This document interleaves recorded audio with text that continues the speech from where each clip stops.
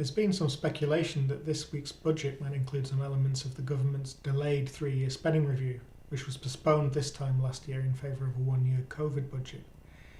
It's even been suggested that the new industrial strategy, perhaps relaunched as a levelling up strategy, might be announced this week. This is starting to feel less likely based on reporting over the last week or so, and given the continued economic and fiscal uncertainties created by the pandemic.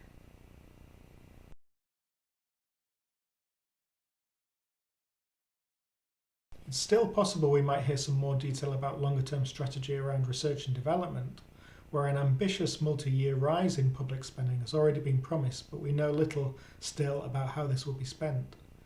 The government have also just formally launched their long-trailed new high-risk, high-reward research funding agency, ARIA, inspired by the famous US agency DARPA. So I'd expect to hear that name checked at the very least.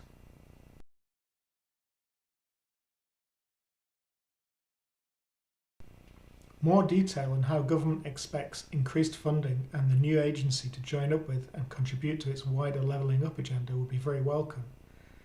More research spending by itself will not automatically lead to the kind of social and economic impacts we might want to see as a country.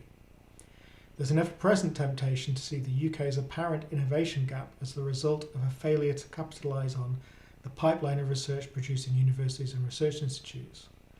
But this process is just one small part of the innovation ecosystem. More attention needs to be devoted to the other parts of the ecosystem, and especially the company base where most R&D happens.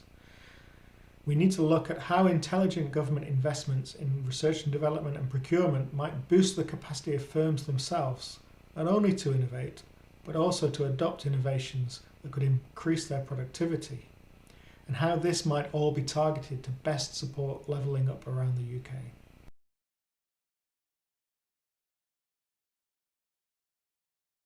Most budgets have got some kind of science content. Investment in science instinctively feels like a positive investment in the future to most people, so new institutes and new facilities make good, uncontroversial headlines for politicians, whilst being cheap compared with other kinds of infrastructure investment. The pandemic has focused more attention on UK life sciences and medical research, so we might expect some flagship projects to be announced, or at least re-announced. What we're perhaps less likely to hear from the Chancellor is about how far the world-class UK biomedical research base is dependent on charity funding by international standards. These research charities have been hit very hard by the pandemic, slashing their spending on research as a result. This crisis in charity research funding risks damaging the biomedical research base in the UK. So government support is really necessary. The support so far has been quite limited, so it would be really good to hear about some serious government intervention here.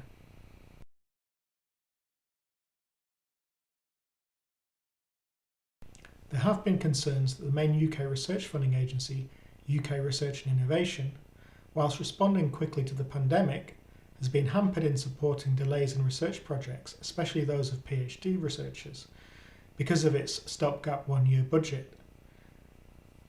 Concerns have also been expressed that the UK's financial contribution to EU R&D programme budgets that are so important to the UK science base will eat into any planned increases in research spending.